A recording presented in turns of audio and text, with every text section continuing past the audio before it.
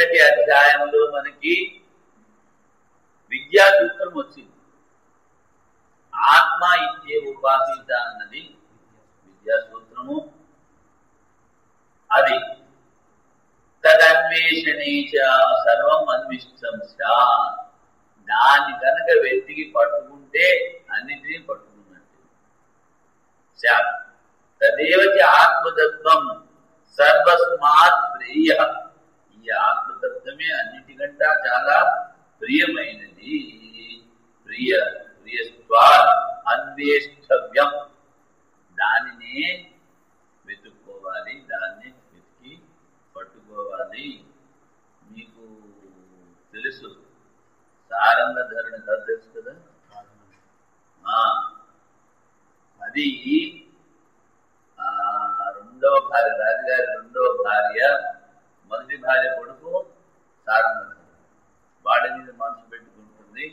వాడు అయ్యా నువ్వు తల్లివి, నేను నీతో ఎలా కొట్టుకుంటుందని చెప్తే ఒకసారి వాడు పావురం ఇక్కడికి వచ్చింది. పావురం వెళ్ళినప్పుడు ఆ పావురాన్ని తీసుకెళ్ళిపోతాడు. అక్కడ చెప్పులు మర్చిపోతే ఆ చెప్పులు గుర్తులు పట్టుకుని అది ఆ రాణి, రెండవ రాణి రాజుగారికి రిపోర్ట్ చేస్తుంది అనమాట. అది చేసేటప్పటికి వచ్చి ఇది నిజమేమో, వాడు వచ్చి ఈమెను పొందాడేమో అనే ఉద్దేశంతో వాడిని ఆ మెట్ట మీద తీసుకెళ్లి కాళ్ళు చేసి కొట్టుకుంటుంది. చూడండి, ఆత్మనస్తు కామాయ శివం ప్రేమ. అదే కనుక వాడు ఆ సారంగధరుడు ఆ పొట్టు పొందినట్లయితే ఏమి చేసేది? తన యొక్క స్వార్థం పూర్తి కాలేదని వాడికి కాళ్ళు చేసి అక్కడ ఉండి, అక్కడ దేవి మందిరం ఏదో ఉన్నట్టుంది, అందులో ఉండి చాలా కాలం ఆఖరి వరకు ఆయన తపస్సు చేసుకుంటే అక్కడ కాళ్ళు చేతులు వస్తాయి. ఎందుకు ఇది చెప్పేది ఏమిటంటే సర్వస్మాత్ ప్రియ, అన్నిటికన్నా ఎక్కువ ప్రియమైనది ఏది అంటే మన ఆత్మ. ఆత్మ అంటే చాలా మంది శరీరం అనుకుంటూ ఉంటారు, మనసు అనుకుంటూ ఉంటారు. అది కాదు, వీటికి ఆధారమైనది అన్నిటికన్నా. అందుకంటే ఆత్మస్తు కామాయ సర్వం ప్రియం భవతి అని చెప్పిన తర్వాత గీతలో ఏమి చెప్పారు? జ్ఞాని త్వాత్మయమేమతం. ఆ జ్ఞాని నా ఆత్మ అని చెప్పారు. అందుకని ఆత్మానమేవ అవే అహం బ్రహ్మాస్మి. ఆ హిరణ్య గర్భుడు ఈ ఆత్మనే బ్రహ్మరూపంగా అనుభవించాడు. బ్రహ్మాస్మి ఆత్మతత్వం ఏకం విద్యా విషయ. ఈ ఆత్మతత్వమే విద్యా విషయం. ఇక్కడ విద్య అంటే జ్ఞాన విషయం. ఎస్తు వేద దృష్టి విషయ, ఎక్కడైతే భిన్నత్వం కనిపిస్తుందో సో అన్యో అసో అన్యో అహమస్మీతి నస వేద. వాడు వేరు, వీడు వేరు, అది వేరు, ఇది వేరు చూసినట్లయితే వాడికి ఏ గుడ్డు రాదు. ఇది అవిద్యా విషయం. ఇదంతా అజ్ఞాన విషయము. ఏకదైవానుద్రష్టవ్యం అంటే విజ్ఞాన ఘన ఏకరసత్వ లక్షణేన ఏకేన ఏవ రూపేణ. ఇదంతా చైతన్య స్వరూపమైన చూడాలి. ఏకదైవానుద్రష్ట. మృత్యోమృతిమాత్మ దేహనాన్ని అనాత్మ చూసిన వాడు మృత్యు నుంచి మృత్యువుకి చక్కగా తీసుకుని వెళ్ళబడతాడు. ఇది ఏవం ఆది ప్రవిభక్తవు విద్యా అవిద్యా విషయం. ఈ విధంగా విద్యా విషయము అవిద్యా విషయము విభజింపబడినవి అన్ని ఉపనిషత్తుల్లోనూ. తత్ర అవిద్యా విషయ సర్వ ఏవ సాధ్య సాధనాన్ని భేద విశేష వినియోగం. అవిద్యా విషయం ఏమిటి? సాధ్యము, సాధన. ఏది మనం పొందాలి సంసారంలో, ఏ లోకము, ఏ పుత్రుడు, ఏ ధనము, ఇలాంటి సాధ్యానికి విభిన్నమైన సాధన చెప్తారు. అది భేద విశేష వినియోగేన. భేద విషయము, భిన్నత్వము, దాన్ని పొందడానికి అంత వ్యాఖ్యానం చేయబడింది. ఆ తృతీయ అధ్యాయ పరిసమాప్తే, మొదటి నుంచి ఆజ్ఞ క్రమంలో తీసుకుంటే ఈ 3 అధ్యాయాల్లోనూ ఇంతవరకు నువ్వు ఏమిటి చేశావురా అంటే ఇదంతా, ఈ ప్రపంచమంతా ఆత్మ కన్నా భిన్నమైనదంతా సాధ్య సాధన లక్షణం ఏదైతే ఉందో ఇదంతా అనిత్యము అని నిరూపించాము. సచ వ్యాఖ్యాతో అవిద్యా విషయం, లేకపోతే ఇదంతా మిథ్యా అనిత్యము అజ్ఞాన విషయము. సర్వే ఏవ ద్విప్రకార అంత ప్రాణ ఉపస్తంభకో గృహస్యవ స్తంభాది. ఈ ప్రాణము అది ఉపస్తంభకము, ఆధారం, మూలాధారము. అది ఏ గృహానికి స్తంభాలు ఎలాగో లక్షణ ప్రకాశకో అమృత, అది అమృత స్వరూపం, అమరధర్మం. బాహ్యస్య కార్యలక్షణం అప్రకాశక. అది ఈ బాహ్యంలో ఉన్నటువంటి నామరూపాల శరీరం దాన్ని ప్రకాశింపు చేయలేదు. ఉపజన అపాయజన ఉపార్జన అపాయ ధర్మక. ఇది ఈ అనిత్యమైనటువంటి శరీరం పుడుతూ ఉంటుంది, చస్తూ ఉంటుంది. తృణ కృష మృత్తికా సమో గృహస్య ఇవ. ఇప్పుడు మామూలుగా పాటలవి కట్టినప్పుడు ఏం చేస్తారు, 4 స్తంభాలు పాడతారు, వాటిని మళ్ళీ పైన ఇంకా కర్రలో వేసి వాటికి ఆధారంగా ఉంచుతారు.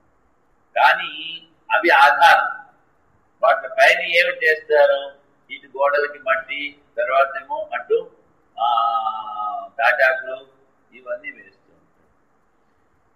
ఈ తాటాకులు తర్వాత ఆ వేసిన మిగిలిన కర్రలు అవన్నీ అవి అనిత్యం.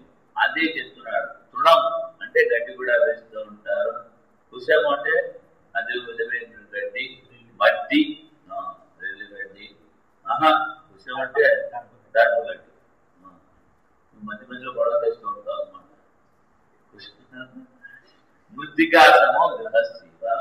ఈ గడ్డి కానీ ఆ దర్భలు కానీ ఆ మట్టి కానీ అవి ఏ విధంగా అయితే ఆ లోపల ఉన్నటువంటి ఈ ప్రాణానికి ఈ శరీరం అలాంటిది సమం. గృహశివ సత్యశబ్దవాచ్యో మధ్య.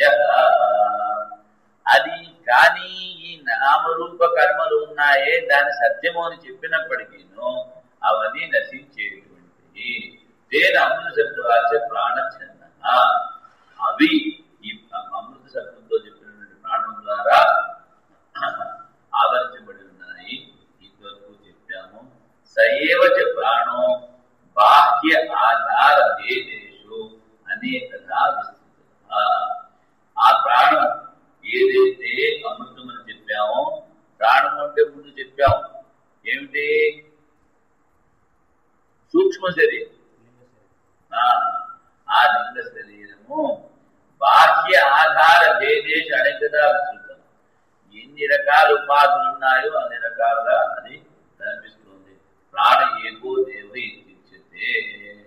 ఆ 4వ అధ్యాయం మొదట్లో అడుగుతాడు, మొట్టమొదటి ఎంతమంది దేవతలు అంటే 33 కోట్లు అంటాడు. కోట్లు అంటే ప్రకారం అవన్నీ గురించి ఆఖరికి ఒకదానికి తీసుకొస్తాడు.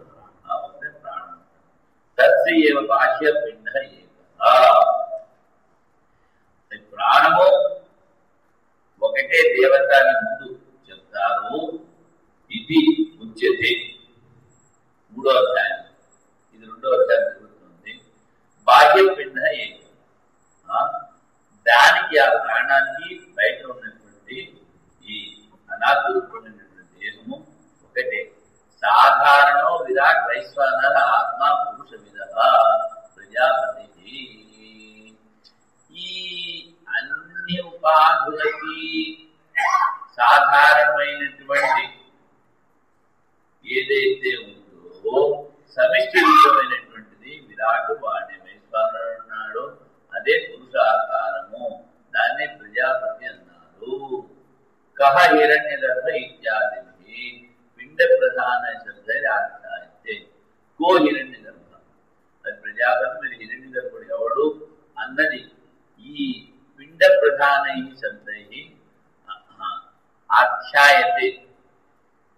ఈ విరాట్ రూపంలో ఉన్నది సమిష్టి స్థూల శరీర అభిమానం.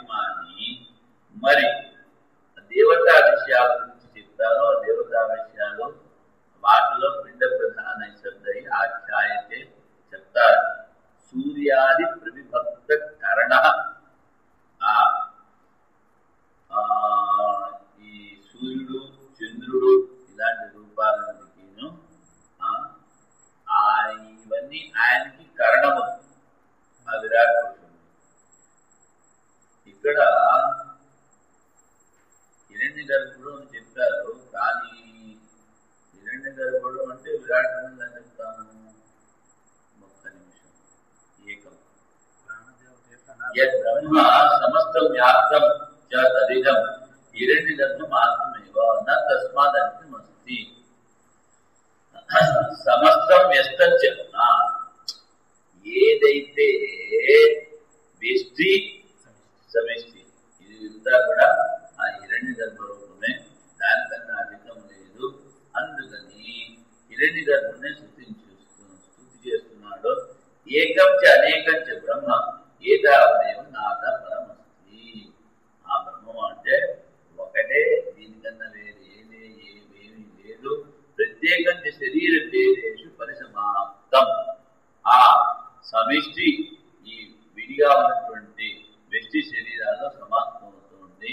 చేతనావత్ కర్త భోక్త చైతన్యంగా ఉంటుంది, అదే కర్త అదే భోక్త. ఇది అవిద్యా విషయమేవ ఆత్మత్వేన ఉపగత. ఇదంతా అవిద్యా విషయం. కానీ ఈ అవిద్యా విషయమైనటువంటి సమిష్టి వ్యష్టి అయినటువంటి ఈ అనిత్యమైనటువంటి దాన్నే ఆ గార్గి బ్రహ్మరూపంగా తెలుసుకుంటాడు. అందుకని ఇది గార్గి అజాత శత్రునామ ప్రథమ బ్రాహ్మణం. గార్గి పేరు చెప్పడు. అజాత శత్రువు ఇక్కడ రాజు, వాడు ముఖ్యం. ఎందుకంటే వీడు గార్గి వెళ్ళి చెప్తాడు బ్రహ్మతే ప్రవాణి అని అనిత్యానంతా బ్రహ్మరూపంలో చెప్తాడు. అప్పుడు బ్రహ్మ తే జ్ఞపయిష్యామి అని ఆయన అంటాడు, నీకు చేస్తాను. అందుకని దీని అజాత శత్రునామ ప్రథమ బ్రాహ్మణం అన్నారు. అవిద్యా విషయమేమో ఆత్మత్వేన ఉపగతో గార్గ్య. గార్గి గర్గపోతున్నాడు అనుకుంటా, అందుకని గార్గి అన్నారు. ఆ గార్గి కాదు. అందుకని బ్రాహ్మణం వక్త ఉపస్థాప్యతే. ఈ గార్గి బ్రాహ్మణంలో వక్త ముందు మాట్లాడతాడనమాట. వాడిని ఎందుకు చెప్తున్నారు? తద్విపరీత ఆత్మదృక్ అజాత శత్రు శ్రోత. ముందు వీడు చెప్తూ ఉంటాడు, ఆయన వింటూ ఉంటాడు. ఆయన విని చెప్తున్నాడు, ఇది చెప్పింది నువ్వు సరికాదా, ఇది చెప్పింది సరికాదా, సరిపోదా అంటే నాకింతే వచ్చింది కన్నా ఇంకేమి ఎక్కువ రాదు. చూడు, ముందు ఈ గారికి వెళ్ళి వాటితో బ్రహ్మతే ప్రవాణి, నీకు బ్రహ్మల గురించి చెప్తాను. ఓహో ఇంత మంచి మాట విన్నామని నీకు 1000 ఆవులు ముందే చేసుకున్నాను అంటాడు అజాత. అది ఇక్కడ సంగతి. ఏవం యథ పూర్వపక్ష సిద్ధాంతాఖ్యాయికా రూపేణ, పూర్వపక్షము సిద్ధాంతము, తరువాత కథ రూపంలో చెప్తారు. సమర్ప్యమాణో అర్థ శ్రోతు చిత్తస్య వశమేతి. ఇది పూర్వపక్షము, ఇది ప్రశ్న, ఇది సమాధానము, ఈ కథ అని చెప్తే వినేవాళ్ళకి మనసులోకి పోతుందట. వశమేతి, వశం అంటే చిత్తం ఆరోహతి, మనసులో స్థిరంగా పోతుంది, నిలబడగలదు. విపర్యేహి తర్కశాస్త్ర కేవల అర్థానుగమ వాక్యై సమర్ప్యానో దుర్విజ్ఞేయ. ఇప్పుడు ప్రశ్న, సమాధానము, కథ అని చెప్తే అది ఏ విధంగా మనసుకి బాగా ఎక్కుతుందో దానికన్నా విపరీతంగా నువ్వు అన్ని తర్కము, న్యాయము ఇవన్నీ చెప్పి నువ్వు విషయాన్ని ప్రతిపాదిస్తే మనసుకి ఎక్కదు. విపర్యేహి తర్కశాస్త్రం కేవలం అర్థానుగమ వాక్యై సమర్ప్యమాణో దుర్విజ్ఞేయం. తెలుసుకోవడం చాలా కష్టం అవుతుంది. అత్యంత సూక్ష్మత్వాద్ వస్తున్నా. కథారూపంలో ఎందుకు చెప్పారు అంటే ఇది అత్యంత సూక్ష్మమైనది. ఇప్పుడు నిద్రపోతూ ఉంటే మనకి ఎవడైనా శాస్త్రం వినిపిస్తాడా? లేకపోతే కళ్ళ చూస్తుంటే వినిపిస్తాడా? చూపిస్తాడా? మరి ఎప్పుడు చూపిస్తాడు? జాగ్రత్త అవస్థలో చూపిస్తాడు. కానీ ఈ జాగ్రత్త అవస్థలో ఉన్న రెండు, అది చైతన్యము, మీదంతా జడం. ఆ చైతన్యం అత్యంత సూక్ష్మమైనది. ఆ సూక్ష్మ వస్తువుని చెప్పడం చాలా కష్టము. అంటే ఇంతవరకు ఇది ఆత్మ, ఇది జడము అని వేరు చేసి చెప్పడమే కష్టం. అందుకని ఇక్కడ సూక్ష్మత్వాలు వస్తున్నా. అత్యంత సూక్ష్మము అంటే ఇప్పుడు మనకి పంచీకృత పంచమహాభూతాల్లో భూమి ఉంది, జలం ఉంది, అగ్ని ఉంది, వాయువు ఉంది. ఇంతవరకు ఏదో ఒక విధంగా తెలుసుకోగలను, వాయువు రూపం లేకపోయినా. ఆకాశం అంటే ఏమి చెప్తావు నువ్వు? ఆకాశం ఎక్కడుంది, ఎలా ఉందంటే ఏం చెప్తావు? శాస్త్రం తెలిసిన వాడు తెలుస్తుంది. శబ్దగుణకం ఆకాశం, అవకాశం దదాతి ఆకాశం. నువ్వు కూర్చోవడానికి ఏదైతే స్థలాన్ని ఇస్తుందో దాని ఆకాశం ఉంటుంది. శబ్దము దేని గుణమో అది ఆకాశము. అంటే ఇక్కడ ఏమిటి? నువ్వు నీ బుద్ధిని బాగా ఉపయోగించి దాన్ని పదును పెట్టి, ఓహో ఇలాంటిది ఏదో ఉంది కనిపిస్తుందా ఆకాశం? దాని రూపం లేదు. అంటే ఏమిటి? ఈ ఆకాశం అత్యంత సూక్ష్మమైనటువంటిది. దానికన్నా సూక్ష్మమైనది ఈ ఆకాశం. ఈ ఆకాశం కూడా జడం. అందుకని అత్యంత సూక్ష్మమైనది కనుక దానిని సూక్ష్మత్వాలు వస్తున్నా, దాన్ని చెప్పడం కష్టం. అందుకనే శ్రవణ యాపి బహువిరియో నలభ్య. ఈ సూక్ష్మతత్వాన్ని గురించి చాలా మందికి వినడానికే కుదరదు, వినలేరు. ఆశ్చర్యవత్ పశ్యతి కచ్చిదేన ఆశ్చర్యవత్ తథైవ చాన్య ఆశ్చర్యవత్ శృణోతి శుత్వాప్యేనం. దీని గురించి రోజల్లా వింటున్నా అది పట్టుకోండి. మన వైపున దాని పేరు మరి ఇక్కడ ఏమి వింటారో తెలీదు. ఒక చేప ఉంటుంది, దాని పేరు మట్టగడిస ఏదో ఉంటారు. ఇది పట్టుకుంటే జారిపోతుంది. అది ఇలా పొడుగ్గా ఉంటుంది, పాము కాదు, పొడుగ్గా ఉంటుంది. ఎంత పట్టుకున్నా అన్నది జారిపోతుంది. అదే విధంగా నువ్వు ఎన్నిసార్లు విన్నా ఇది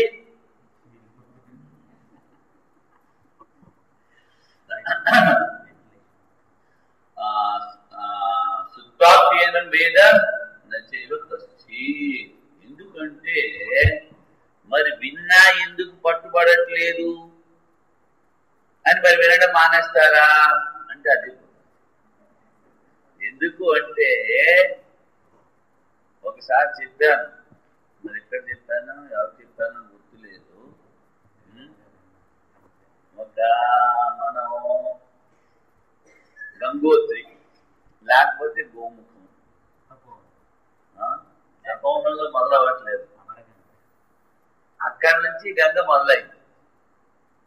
ఆ గంగ ఇలా నీళ్ళ నదులన్నీ కలుపుకుంటూ కలుపుకుంటూ కలుపుకుంటూ కలుపుకుంటూ ఇక్కడ గంగా సాగర్లో సముద్రం వచ్చేసి, నువ్వు ఒకవేళ ఈ గంగా సాగర్లో ఉన్నటువంటి ఆ గంగని పూర్తిగా గొంతులాగా శిక్షించాలంటే అంత కష్టం. పడవ వేసుకుని అక్కడ దాకా ఆవిడ పడలేడు. ఇంక తీవ్రగా తీసుకెళ్తారు. అదే విధంగా అనేక జన్మల నుంచి ఈ జీవుడు బహిర్ముఖం అయ్యి ఇంకా ఇంకా ఇంకా సంస్కారాలన్నీ పెట్టుకుని ఇక్కడ దాకా వచ్చాడు. ఏదో పుణ్యకర్మ ఉంది, అందుకని మనుషుడు అయ్యాడు. ఇప్పుడు ఈ సంస్కారాలన్నీ తీసేసి వాడు ఆ కారణార్థ దగ్గరికి పోవాలి.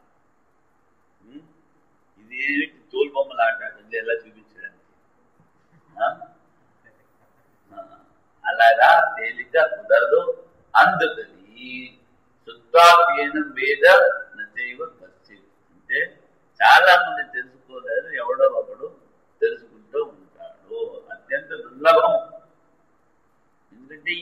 సంస్కారాన్ని ఏ విధంగా అయితే గంగలో అనేక నదులు అనేక కాలువలు ఇవన్నీ చేరుతాయి.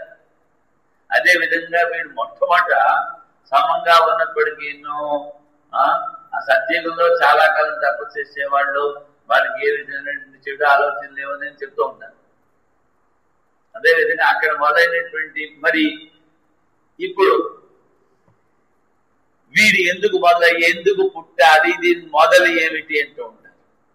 ఎక్కడి నుంచి పుట్టాడు, ఎలా పుట్టాడు, ఎందుకు వచ్చాడు అంటే ఇది అలా. ఇప్పుడు మనం ఈ శరీరంలో ఉన్నాం, ఇది ప్రత్యక్షం, మనం అనుభవిస్తున్నాం. ఇక్కడ నుంచి ఎలా బయటపడాలని చూడాలి. కానీ ఈ శరీరం ఎందుకు వచ్చింది, ఈ సంస్కారాలు ఎందుకు వచ్చాయి, ఇలా ఎందుకు పుట్టాము, ఇలా ఎందుకు పుట్టాల్సి వచ్చింది, ఎందుకు పుట్టకుండా ఉండకూడదు, ఈ చొప్పదండ ప్రశ్నలకు ఏమీ సమాధానము లేదు. ఏ విధంగా అయితే ఒక పురిపాక కాలుతోంది అనుకోండి, ముందంతా ఆగంటే ఎవడు నీళ్లు పోయద్దు, ఎవడు కాల్చాడు, ఎందుకు కాల్చాల్సి వచ్చింది, నిర్ణయమైన తర్వాత నీళ్ళు పోద్దామంటే కాస్త మన వైపు చెప్తారు. ఏమిటి శక్తి సింగారించేటప్పుడు ఊరు కొల్లబోయింది. ఒక భాగాన్ని కాలిపోతున్నాయరా, త్వరగా రారా, ఏదైనా చెయ్యరా అని వాడిని పిలిస్తే వాడు శక్తి గారు కదా, వాడు సింగారం చేసుకొచ్చేటప్పటికి భాగాన్ని కాదు. అలాగే అవుతుంది మనం కూడా. అందుకని ఇంకా కన్నడలో ఇంకా బాగా చెప్తారు, శక్తి సింగారం ఆడోదకి అద్దె మధువాయించింది అంటే వాడు సింగారం చేసుకొచ్చేటప్పటికి ఆ పిల్ల ముసలిది అయిపోయింది.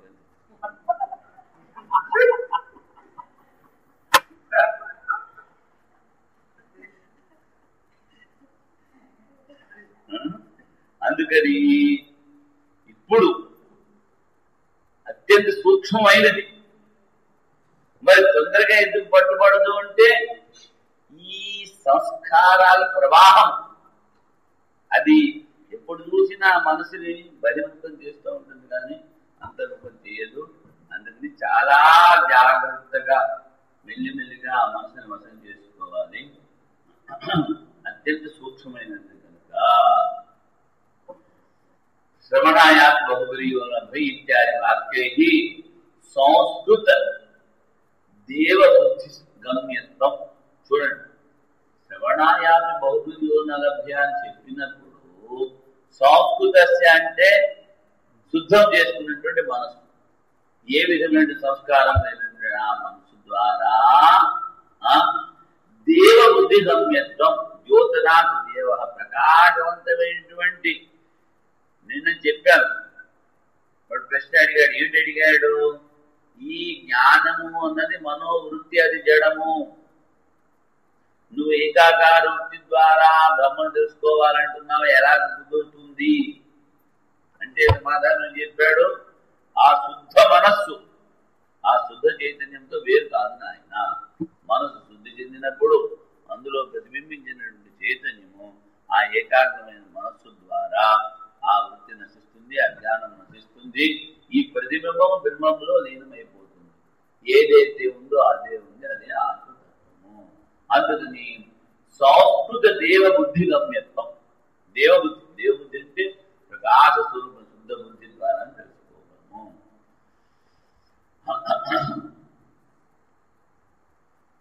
సాత్విక బుద్ధి, పరిశుద్ధ సాత్విక బుద్ధి ద్వారా తెలుసుకోగలమన్నారు. సామాన్యమైన బుద్ధి తామసికము, రాజసము, దాని ద్వారా తెలుసుకోలేము. సామాన్య మాత్ర బుద్ధి అగమ్యత్వం సప్రపంచం దర్శితం. సామాన్య బుద్ధి అంటే రాజసిక బుద్ధి, తామసిక బుద్ధి ద్వారా ఆ ఆత్మను తెలుసుకోలేము. ఆచార్యవాన్ పురుషో వేద, ఎవడైతే ఆ శాస్త్రాలన్నీ తెలుసుకుని ఆ శాస్త్రాల్లో ఉన్నది అనుభవిస్తూ ఆ శాస్త్రాలకు అనుగుణంగా వ్యవహారం చేసినాడు, నడుచుకుంటున్నాడో, ఆ శాస్త్రాన్ని బోధిస్తున్నాడో, అటువంటి వారి దగ్గర నుంచి ఈ ఆత్మతత్వాన్ని మనం తెలుసుకోవాలి. ఆచార్యాదైవ విద్యా సాధిష్టం భవతి. అది అటువంటి వాడి గురువు దగ్గర నుంచి వింటేనే అది మనకి బాగా ఉపయోగపడుతుంది, అర్థవంతం అవుతుంది. ఇది చాంద్రోగ్యంలో చెప్పారు. ఉపదేశతి తే జ్ఞానం జ్ఞానిన తత్వదర్శనం తద్ బ్రహ్మ తత్స్వభావం తత్వం తత్వదర్శిన ద్రష్టుం శీలం ఏషాం. ద్రష్టం అంటే దాన్ని అన్ని చోట్ల చూస్తారో దాన్ని అనుభవిస్తూ ఉంటారు. తత్వదర్శిన దాన్ని అన్ని చోట్ల చూస్తూ ఉంటారు, దాన్ని అనుభవిస్తూ ఉంటారు. అందుకని ఇప్పుడు కొంతమంది మట్టి వేదాంతం చెప్తూ ఉంటారు. ఏమిటి? భగవద్గీతలో చెప్పారు కదా, సునిచేవ సుపాగతి పండిత సమదర్శిన అని. అందుకని కుక్కని రోజు ఒడ్లో పెట్టుకుని ఎందుకు కూర్చోకూడదు, దాని మూతి ఎందుకు నాకూడదు, అది నా మూతి ఎందుకు నాకకూడదు, ఇవన్నీ అంటే ఇక్కడ ఏమి చెప్పారు? దాని ఉపాధి వేరు, మన ఉపాధి వేరు. అది ఎక్కడ ఉంచాలో అక్కడ ఉంచాలి.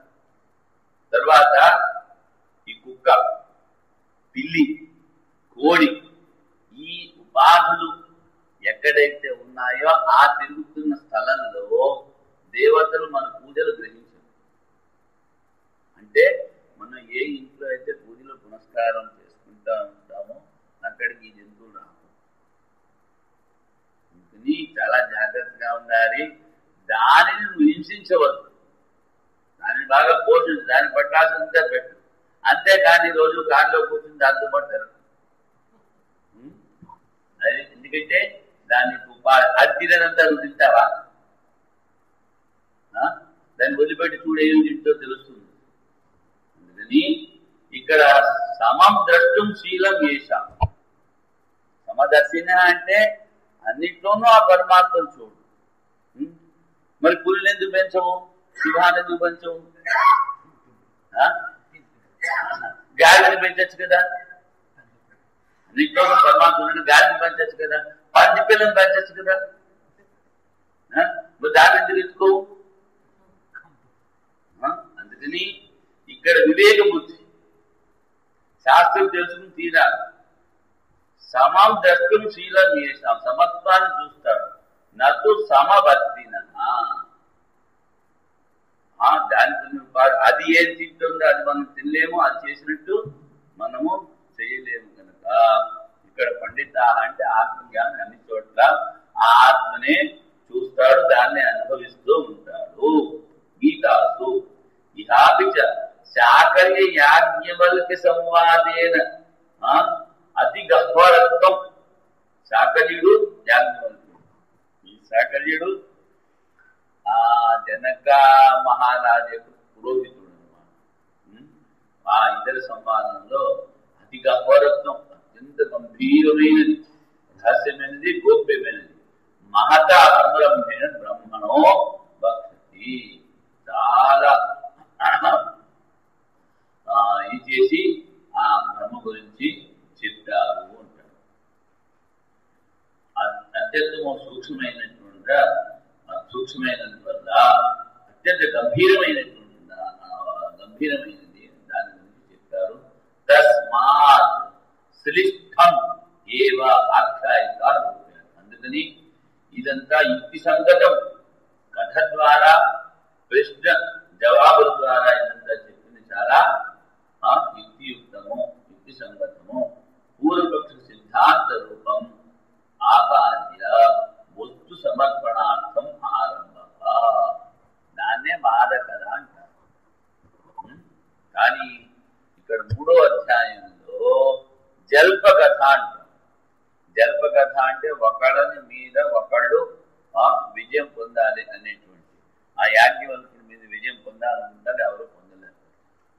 అందుకని ఈ జల్ప కథ చెప్పినప్పుడు దీనికి శాస్త్ర నియమాలు ఉన్నాయి.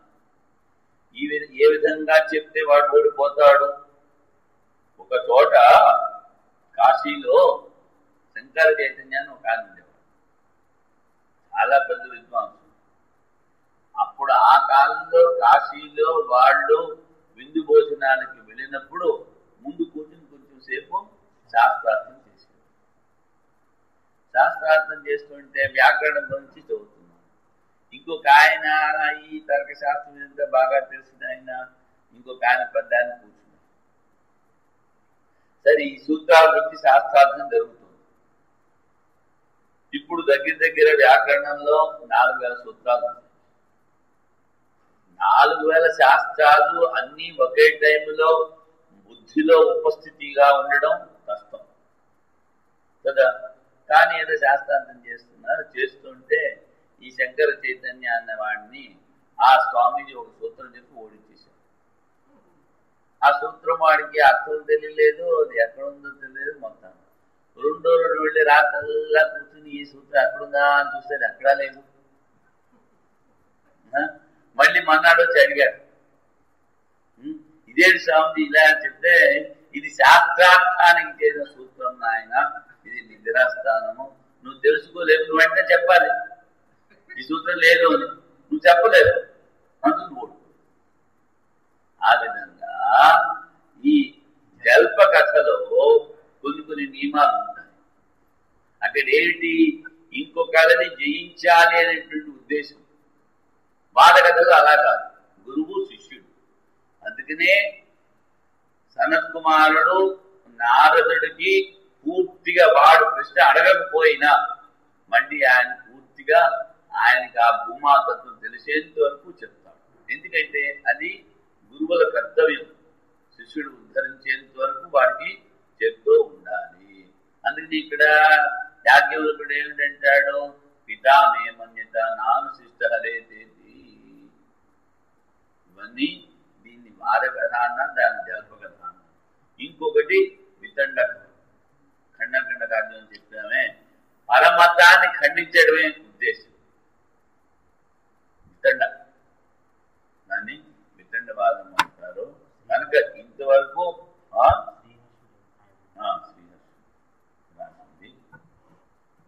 ఇక్కడ మనకి వాదకథ మొదలవుతుంది. ఆచార విధి ఉపదేశార్థ అంటే ఇక్కడ ఈ ఉపదేశము గురువుల దగ్గర నుంచి నేర్చుకోవాలి. అందుకని ఈ గ్రంథాన్ని ఆచరణ విధి ఏ విధంగా నేర్చుకోవాలి అన్నది ఆచార్యాధ్యేవ విద్య విదితం చారిష్టం భవతి ఆచార్యవాన్ పురుష వేదాలంటే చెప్తాను. ఏవం ఆచారతో భక్తి శ్రోత్రో ఆఖ్యాయిక అనుగతో అర్థో అర్థమితే. ఈ విధంగా చెప్పేవాడు వినేవాడు ఉన్నప్పుడు, దాని కథ రూపంలో చెప్పినప్పుడు దానిలో ఉంటున్న అర్థం మనకి తేలిగ్గా అర్థం అవుతుంది, మనసుకు ఎక్కుతుంది, బుర్రకు ఎక్కుతుంది. దాన్ని ఎక్కిన దాన్ని గురించి శ్రవణము అంటాం. ఒకసారి విన్న దాన్ని 100 సార్లు మననం చేయాలి.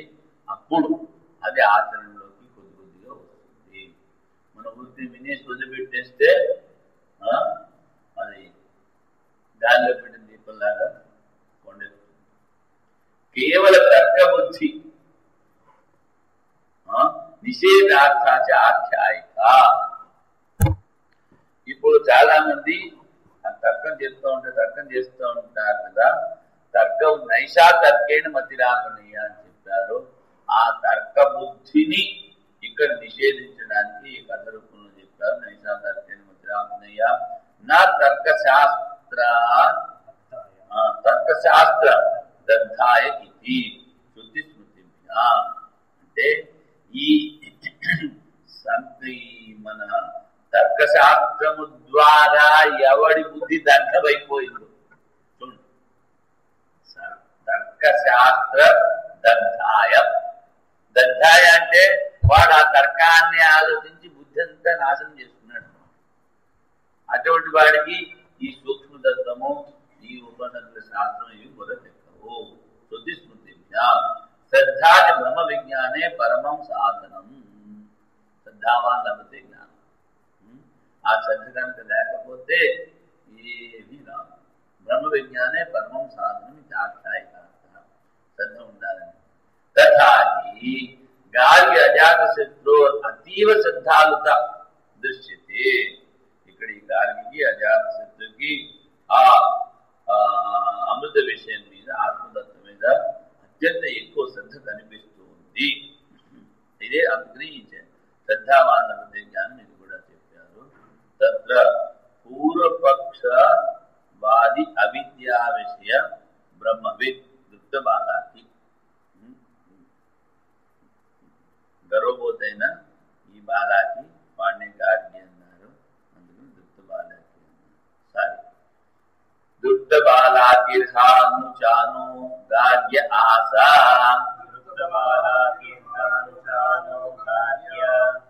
ఆశా సహోవాచ అజాతశత్రుం కాశ్యం బ్రహ్మతే బ్రవాణీతి సాహోవాచ అజాతశత్రుః సహస్రమేతస్యాం వాచి దద్మః జనకో జనకః ఇతి వై జనాః ధావంతీతి.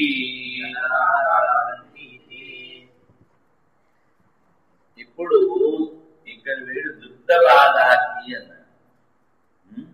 దుగ్ధం అంటే నాకే అంతా తెలుసు అనేటువంటి ఒక విధమైనటువంటి గర్వము.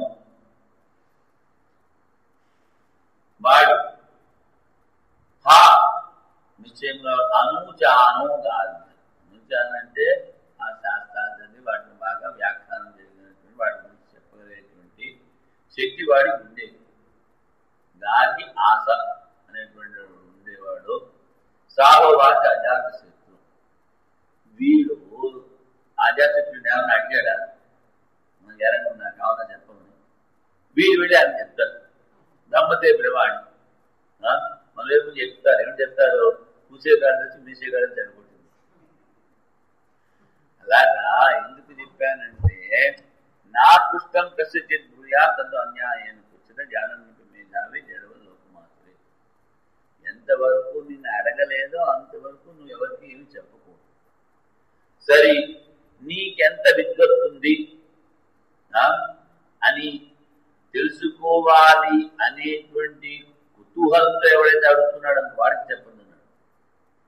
జానన్న వివేధావి జడవ లోకమాత్రుడు. అన్ని తెలుసుకున్న వాడు ఏ జడంగా పడున్నాడు. అందుకే నా పుస్తకం. కానీ వీడేంటి దుఃఖ బాధ నాకే అన్ని అని చెప్పి ఏమిటంటాడు? నీకు బ్రహ్మతే బ్రవాణి అంటే ఆయన నిండికుండా తొలగదు ఉంటారు కదా, అదేవిధంగా అన్ని తెలుసు కనుక నాన్న నువ్వు మంచి మాట చెప్పావు, అందుకు నీకు 1000 ఆవులు ఇస్తున్నాను. సరే, బాగానే ఉంది. 1000 ఆవులు నువ్వు ఎందుకు ఇస్తున్నావు అంటే జనకో జనక ఇది వై జనాః ధావంతి. ఆ జనకుడు అందరికీ ఎక్కువ దానాలు ఇచ్చేవాడు. అదే కాకుండా ఎవడు ఏది చెప్పినా వినేవాడు. చెప్పేవాడికి వినేవాడు ఉండాలి. లేకపోతే పెంచికి పిచ్చలకి చెప్పి వెళ్ళిపోతాడా? అందుకని జనకుడికి ఎంత తెలిసినా ఆయన అందరూ చెప్పేదంతా వినేవాడు. అందుకని కదా నీకు ఎవరెవరు ఏమి ఉపదేశం ఇచ్చారు అని చెప్పినప్పుడు యాజ్ఞవల్కుడు 6 పేర్లు చెప్తాడు. అది వస్తుంది గడాచార నామం. అందుకని ఆ జనకుడి దగ్గరికి ఏమిటి వాళ్ళకి వచ్చింది చెప్పి వాళ్ళ దగ్గర నుంచి ఏదో పొందాలనే ఉద్దేశంతో అందరూ ఆ జనకుడి దగ్గరికి పరిగెత్తేవారు. కావాలి. అదే విధంగా ఆ జనకుడికి పేరు వచ్చింది, నాకు కూడా అలాగే పేరు రావాలి అనేటువంటి ఆ జాత శత్రువు వెంటనే రావడం చాలా మంచిది చెప్పావు కనుక నువ్వు భక్తని నేను శ్రోతని చెప్పు నాయన, నువ్వు చెప్తానన్నావు కనుక నీకు పోయావు శాంక్షన్.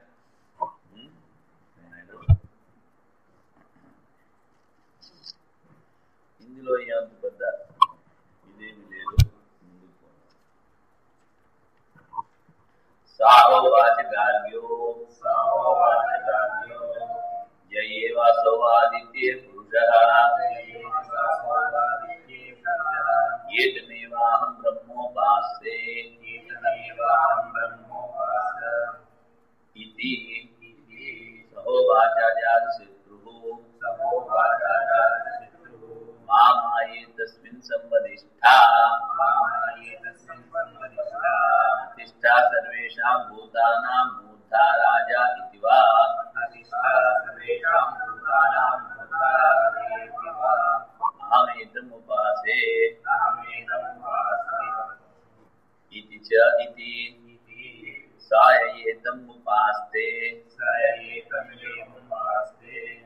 అధిష్ఠా సర్వేషాం భూతానాం మూర్ధా రాజా భవతి.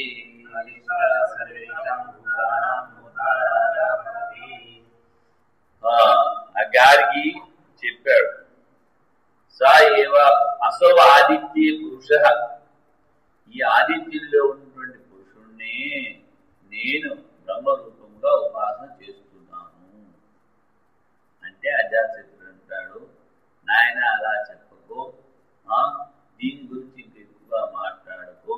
అధిష్ఠా సర్వేషాం భూతానాం మూర్ధ రాజా, ఇది ఈ అన్ని భూతాలని అతిక్రమించి అందరికీ సర్వేషాం భూత మూర్ధ, అది కళ రూపంలో ఉంది, మూర్ధ రూపంలో ఉంది, అందరికీ ఇది రాజు అనేటువంటి గుణాలతో ఉపాసన చెయ్యాలి, అంతేకాని అది బ్రహ్మని ఉపాసన చేయకూడదు. ఇప్పుడు చూడండి, సూర్యుడిలో బ్రహ్మ ఉన్న మాట నిజమే, సూర్యుడినే పరమాత్మని ఉపాసన చేయాలి. మనిషిలో పరమాత్మ ఉన్నాడు, మనిషిలోనే ఉన్నాడు, ఇంకొక చేయడు లేడు అంటే అది పరిచ్ఛిన్నం అయిపోతుంది. ఈ గుళ్ళోనే దేవుడు ఉన్నాడు, బయట లేడు అంటే వాడిని పరిచ్ఛిన్నాత్మగా చూసినట్టు అవుతుంది.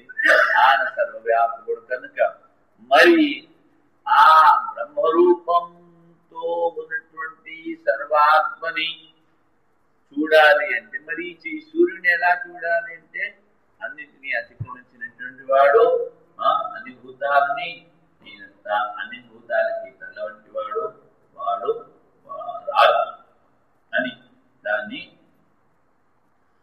అన్ని ప్రాణులకి తల రూపంలో ఉన్నటువంటి వాడు, వాడు రాజస్థానంలో ఉన్నటువంటి వాడు అని ఉపాసన చేయాలి. ఈ విధంగా నేను దాన్ని ఉపాసన చేస్తున్నాను అనే అజాతశత్రుడు. అహమేతం ఉపాసయేతి సయేతం ఉపాస్తే, ఈ విధంగా ఎవడైతే ఉపాసన చేస్తాడో అన్ని భూతములకు అది పైన ఉన్నది, అది మూర్ధ స్థానంలో ఉన్నది, అది రాజుని ఉపాసన చేస్తాడో వాడు కూడా అన్ని భూతాలు అన్ని ప్రాణుల్ని అతిక్రమించి అందరికీ రాజు అవుతాడు, వాడు మూర్ధ స్థానంలో ఉంటాడు, శ్రేష్ఠుడు అవుతాడు. ఏ విధమైనటువంటి గుణాలతో నువ్వు ఆ దేవతను ఉపాసన చేస్తావో ఆ గుణాలు నీలో కూడా వస్తాయి. అందుకని అలా ఏ గుణాలతో నువ్వు ఉపాసన చేస్తే అలాంటి ఫలితమే నీకు దొరుకుతుంది. సాహోవాచ గార్గ్యో జయేవాసో చంద్రే పురుషః ఏతమేవాహం బ్రహ్మోపాసే ఇతి.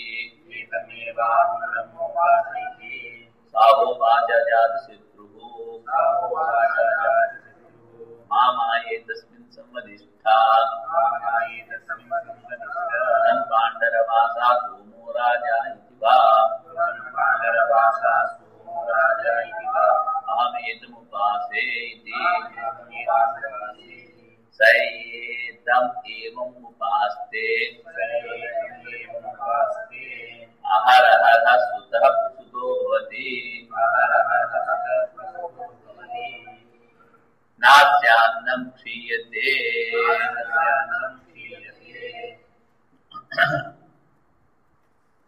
సాహోవాచ గార్గ్యం మళ్ళీ చెప్పారు, ఈ చంద్రుడిలో ఏదైతే పురుషుడు ఉన్నాడో వాడిని బ్రహ్మరూపంగా నేను ఉపాసన చేస్తున్నాను అంటే అలా చెప్పకూడదు నాయన, దీని గురించి ఇంక చెప్ప. బృహన్ పాండర వాస, బృహన్ అంటే ఇది చాలా పెద్దది, పాండర వాస అంటే శుక్ల వస్త్రం శ్వేత వస్త్రం ధరించినటువంటి వాడు, ఈ వస్త్రధారి శ్వేత వస్త్రం ధరించినటువంటి ఈ చంద్రుడు వాడే రాజు అని దీన్ని ఈ గుణాలతో నేను ఉపాసన చేస్తున్నాను.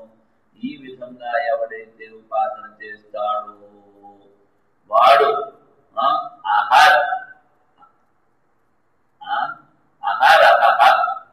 శుద్ధ ప్రస్తుతో భవతి. శుద్ధము ప్రస్తుతము వాడికి వస్తాయంటే యజ్ఞంలో వాడికి కావలసినటువంటి పదార్థాలు ఏవైతే ఉన్నాయో అవన్నీ వాడికి దొరుకుతూ ఉంటాయి. సోమో రాజా చంద్ర అప్సరీర్వా లభతే తర్వాత నాస్య అన్నం క్షీయతే, వాడికి ఎప్పుడు అన్నానికి లోటు ఉండదు అని చెప్పారు. అందుకని ఇక్కడ బృహన్ బృహన్ పాండరం శుక్లం వాసు, వాస వాససి వాసాంసి, వాసాంసి అంటే బట్ట, వాస అంటే తెల్ల బట్ట ఉన్నటువంటి వాడేసి సోయం పాండర వాస అప్శరీరత్వాత్ ప్రాణస్య, ఈ ప్రాణానికి శరీరం ఏమిటంటే జలం, ఆ చంద్రుడిలో ఉన్నది కూడా అప్శరీరం కనుక పాండరవాస అన్నారు. సోమో రాజా చంద్ర యశ్చ అన్నభూతో అభిశూయతే. తర్వాత లతాత్మకులు యజ్ఞేతం ఏకీకృత్య ఏతమేవ అహం బ్రహ్మ ఉపాసతే. తర్వాత సోమరసము ఉంటాం, అది లతాత్మం. ఆ సోమరసం ద్వారా అది సుతం ప్రసుతం అన్నప్పుడు అవి రెండు కూడా వాడికి ఎక్కువగా దొరుకుతూ ఉంటాయి. ఈ సోమరసము ఎక్కువగా వాడికి దొరుకుతూ ఉంటుంది, దాన్ని సుతం ప్రసుతము అన్నారు. నాస్యాన్నం చేయతే, ఎందుకంటే ఔషధి వనస్పతులని పుష్టి చేసేటువంటిది చంద్రదేవత.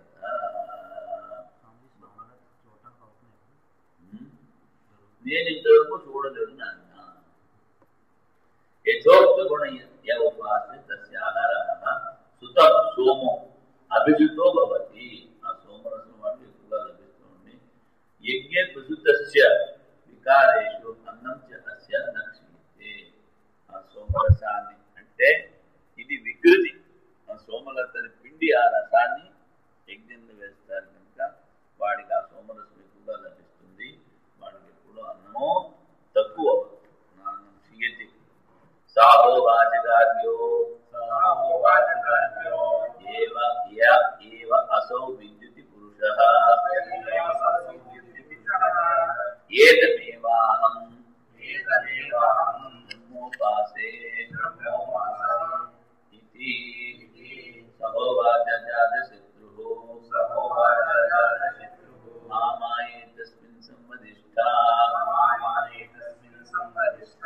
తేజస్వి ఇతి వాహమేతముపాసే ఇతి. సాయేతమేవముపాస్తే తేజస్వీః భవతి. తేజస్వినీ ఆస్య ప్రజా భవతి. తేజవంతుడు అవుతాడని చెప్పారు. ఈ అర్థం చాలా తేలిగ్గా ఉంది. ఆ గారి చెప్పాడు విద్యుత్తో నేను పాలన చేస్తున్నాను అంటే అలాగా చెప్పద్దు నాయన.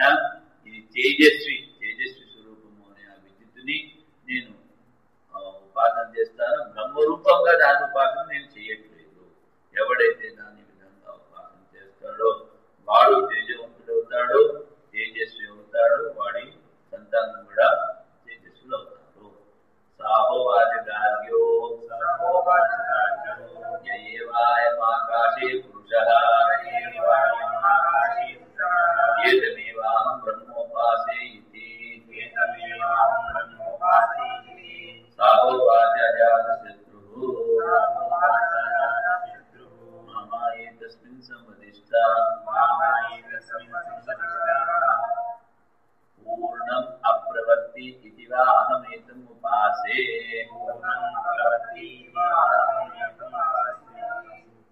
సా ఏవం ఉపాస్తే పూరితే ప్రజా పశుభిః నాస్యాస్మాల్లోకాత్ ప్రజా ప్రజోద్వర్తతే.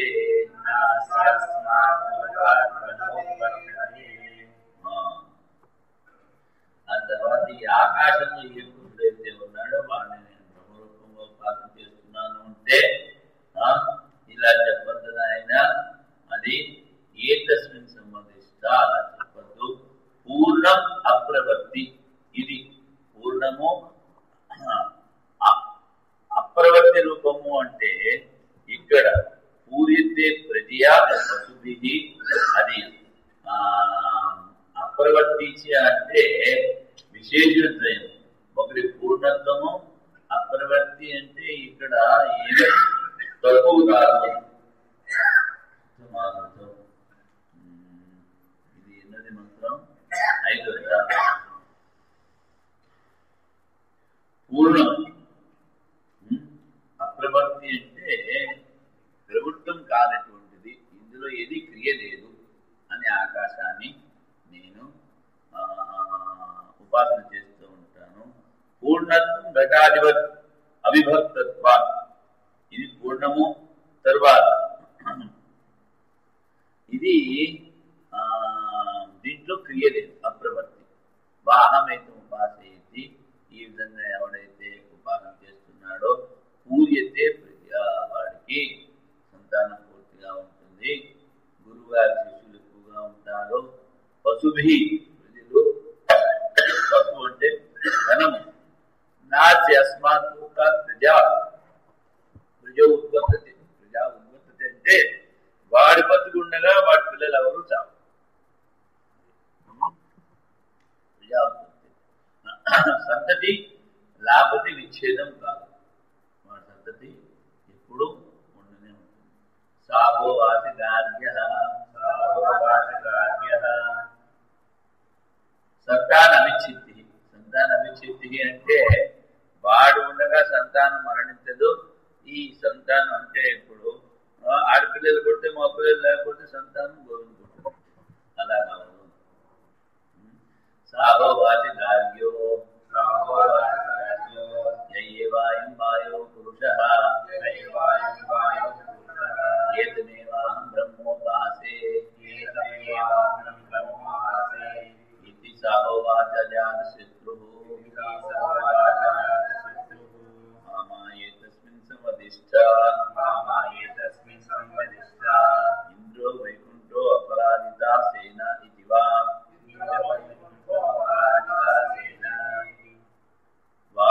అహమేతం ఉపాసే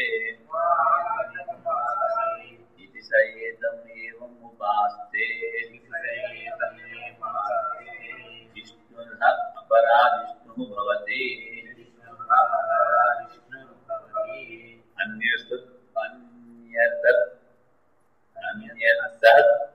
త్యజాయి. అంటే ఇంకోటి ద్వారా వాడు జయింపబడడు, శత్రువుని జయిస్తూ ఉంటాడు. అన్యతస్త్యజాయి. వాయువులో ఏదైతే పురుషుడు ఉన్నాడో వాడిని బ్రహ్మ అని నేను ఉపాసన చేస్తున్నానంటే అలాగే చెప్పద్దు నాయన. ఇంద్రుడు, ఇక్కడ ఈ ఇంద్రుడు అంటే ఇందాక చెప్పాను కదా, పరోక్ష ప్రియాది దేవ ఇదంతయా జానాది ఇంద్ర. ఆ పరమేశ్వరుడికి ఇంద్రుడు అని పేరు. పరోక్ష పేరుతో ఇంద్రుడు అని చెప్తారు. ఇంద్రో మాయాభి పురురూపయతి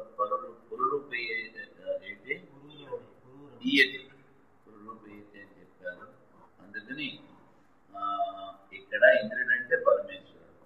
మరి వైకుంఠము వైకుంఠమే. అపరాజితము, అపరాజిత సేన అంటే జయింపబడిన సేనగా ఉన్నవాడిలాగా నేను ఆకాశంలో ఉన్నటువంటి పురుషుని, వాయువులో ఉన్నటువంటి పురుషుణ్ణి నేను ఉపాసన చేస్తున్నాను. ఈ విధంగా ఎవడైతే ఉపాసన చేస్తాడో వాడు అందరినీ జయించేటువంటి వాడు. ఇంకొకటి ద్వారా ఎప్పుడు పరాజితుడు కాదు, అపరాజిష్టు భవతి. అన్యతస్త్యజాయి, ఇంకోటి శత్రువులను జయించేటువంటి వాడే అవుతాడు కానీ శత్రువులు ఎవరు వాడిని జయించలేరు. మళ్ళీ అంటున్నాడు, సహోవాచకార్యో యాయేవాయం అగ్నో పురుష ఏతమేవాహం బ్రహ్మోపాసే ఇతి సహోవాచ జాతశత్రుః మామాయేతస్మిన్ సంవదిష్ఠా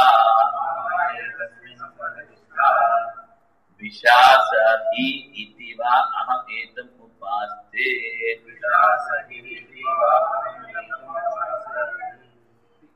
సాయేతం ఏవం ఉపాస్తే శాసహిర్హ భవతి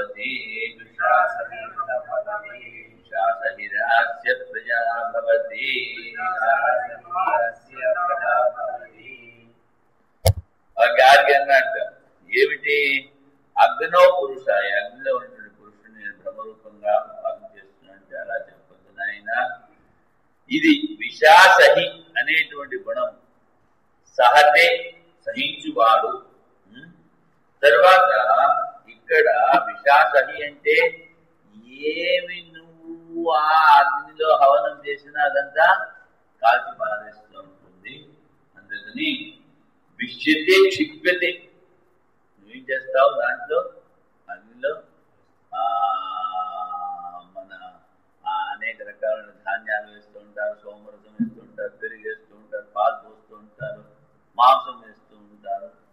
ఇదంతా వాటన్నిటిని కూడా సహిస్తుంది. ఏదైతే నువ్వు దాంట్లో వేస్తున్నావో అదంతా సహిస్తుంది. విషం రవి ఆసరతే ఆసనంతా సత్తే విశాసతి విశేషణ సత్తే, విశేష రూపంగా అది సహిస్తుంది విశాసతి. ఈ విధంగా విశాసతి అనే గుణంతో దాన్ని ఆ అగ్ని దేవతని నేను ఉపాసన చేస్తున్నాను. ఈ విధంగా ఉపాసన చేసిన వాడు కూడా వాడు అత్యంత సహనశీలుడు అవుతాడు, వాడి సంతానం కూడా అత్యంత సహనశీలుడి అవుతుంది. సాహోవాచ గార్గ్యః యయేవాయం అప్సు పురుష ఏతమేవాహం బ్రహ్మోపాసే సాహోవాచ జాతశత్రుః మామాయేతస్మిన్ సమధిష్ఠా ప్రతిరూపేతి వాహమేతముపాసే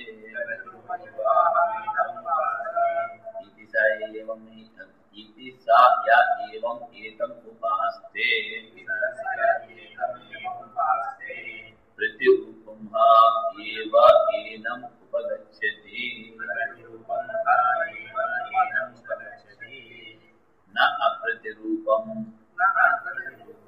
अथो प्रतिरूपो अस्मात् जायते.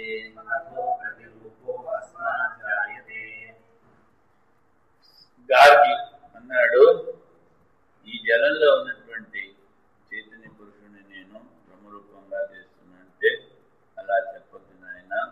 ప్రతిరూపం, ప్రతిరూపం అంటే అనురూపం, అనురూపం అంటే శుద్ధి స్మృతి ప్రతికూల ఇత్యర్థ. ఇందులో ఉన్నటువంటి పురుషుడు ఆ శుద్ధి స్మృతులకు అనుకూలమైనటువంటి వాడు, అనురూపుడు అని నేను దీన్ని ఉపాసన చేస్తున్నాను. ఈ విధంగా ఎవడైతే ఉపాసన చేస్తూ ఉంటాడో ఆ శృతి స్మృతి శాసనానికి అనురూపంగా వాడు ఉంటాడు. అందులో ఉన్నవే అనుపగచ్చతి, ఏదైతే మంచి ధర్మాలు ఉన్నాయో అవే వారికి మనసులోకి వస్తూ ఉంటాయి, అవే ఆచరిస్తూ ఉంటాడు. అందుకని నా ప్రతిరూపం, ఏదైతే విరుద్ధ ధర్మాల్లో వాని దగ్గరికి రావో వాని పుట్టినటువంటి సంతానం కూడా అస్మాత్ జాయతే ప్రతిరూపం. సాహోవాచ గార్గ్యో ఏవాయమాదర్శే పురుషః ఏతమేవాహం బ్రహ్మోపాసే ఇతి. సాహోవాచ అజాతశత్రుః మామాయేతస్మిన్ సంవదిష్ఠా రోచిష్ణురితి వాహమేతముపాసే సా యా ఏతం ఏవం ఉపాస్తే రోచిష్ణుర్హ భవతి రోచిష్ణుర్హాస్య ప్రజా భవతి అతో ఏహి సన్నిగచ్చతి సర్వాస్తాన్ అతిరోచతే.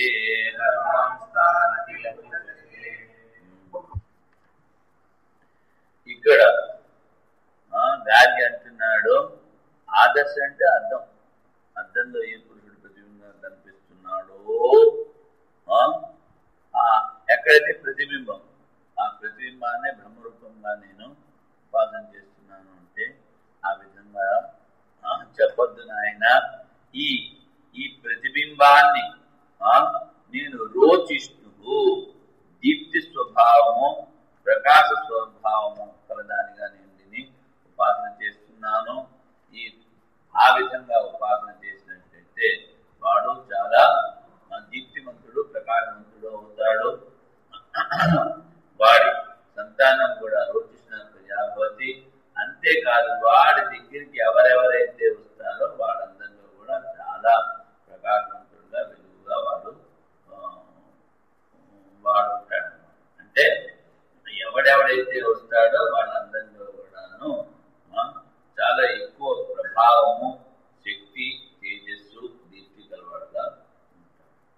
అంటే ఇక్కడ ప్రకాశము. సాహోవాచ గార్గ్యో ఏవాయం యంతం పశ్చాత్ శబ్దో అనుదేతి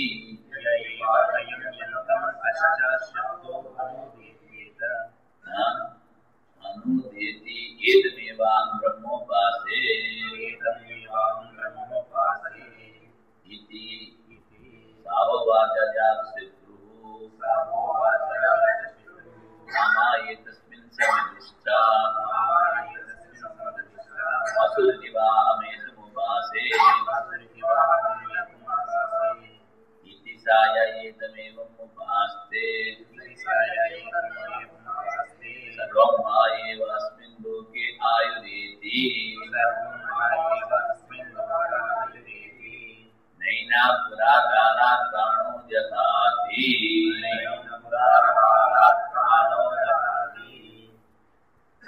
యంతం పురుషం పశ్చాత్ శబ్ద అంటే ఒకళ్ళు ముందు పోతూ ఉంటే ఆ కొంచెం వెనకాల శబ్దం అవుతూ ఉంటుంది. ఆ శబ్దాన్ని బ్రహ్మరూపము అంటే బ్రహ్మదియ అదే బ్రహ్మము అనుకుని నేను ఉపాసన చేస్తున్నాను అంటే అజాశత్రు అంటాడు. అలా కాదు ఆయన అసురుదివా అహమేతు ఉపాస్తే అసురు ప్రాణని అది ప్రాణము ఆ నడుస్తున్నటువంటి మనిషి వెనకాల జరుగుతున్నటువంటి శబ్దం ప్రాణం ద్వారానే దాని ప్రాణరూపంగా నేను ఉపాసన చేస్తున్నాను. ఆ విధంగా ఉపాసన చేసిన వాడికి పూర్ణ ఆయుధ్యాయం 116 సంవత్సరాలు 100 కాదు. శతాయుర్వే పురుష అంటారు. కానీ చాంద్రోగ్యంలో మనం విన్నాం ఏమిటి 24 తర్వాత 48 ఆ తర్వాత నేను చేస్తే 116 వస్తుంది. మిగిలినది 116 అంత ఆయుర్దాయం వాడు బతుకుతాడు. వాడు ఆ ఆయుర్దాయం పూర్తి కాకుండా ముందు చావు. చాలా ప్రాణం జరుగుతుంది. ఇంకా ఇదేదో ఇలా పోతూ